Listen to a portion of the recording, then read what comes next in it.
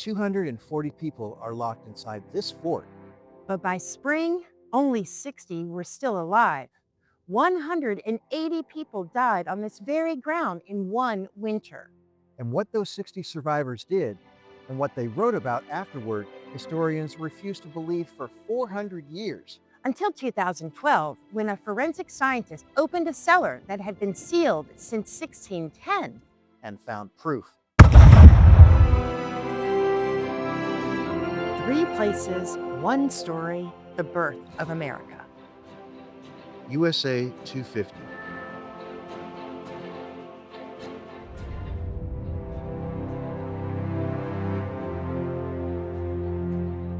When we left Jamestown in video 1, the colony was fragile, but it was alive. 38 survivors from that first catastrophic summer of 1607. John Smith, the one man who understood that work meant survival, was in charge. And then, in 1609, three things happened, and each one made the next one worse. First, John Smith. A gunpowder explosion injured him badly enough in early October that he had to sail back to England for treatment. He never returned to Virginia. Second, the Sea Venture. The flagship of the resupply fleet, carrying the new governor and most all of the new colonial leadership, was wrecked.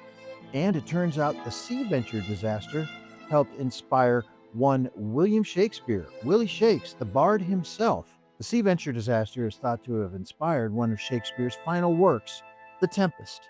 And third, the thing that sealed it. When the resupply ships finally did arrive, their passengers were already half-starved from the Atlantic crossing.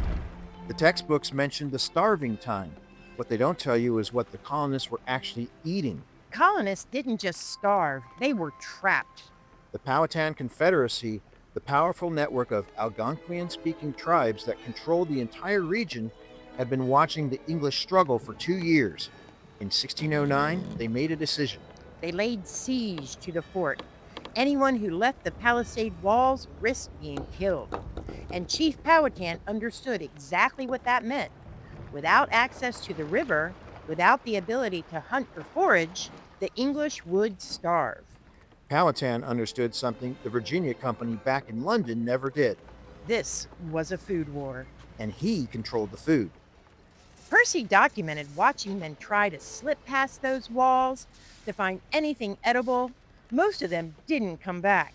By December 1609, 240 people were locked inside a triangular fort, roughly the size of a city block. And the food was already gone. Percy wrote it all down because he knew what he was writing would be hard to believe. Percy's account describes a descent that moved in stages. And when you read it, you know exactly when hope runs out. Stage 1, they ate the stored food. What was left of it, gone within weeks. Stage 2, they ate the animals. The horses first, then the dogs, then cats. And then Stage 3.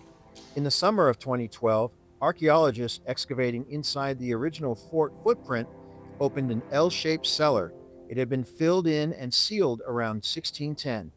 In that cellar, in a layer of discarded animal bones and food waste, they found something else. More than a dozen fragments of a human skull and a severed shin bone belonging to a girl. The remains were sent to the Smithsonian's National Museum of Natural History in Washington for precise analysis. Dental development, bone growth plates, unerupted wisdom teeth. She was 14 years old.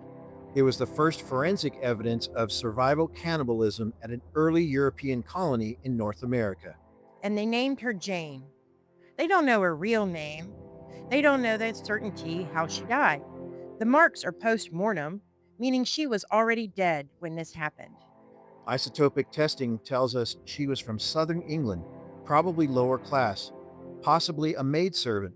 She may have arrived at Jamestown in August of 1609, just months before the worst winter in the colony's history.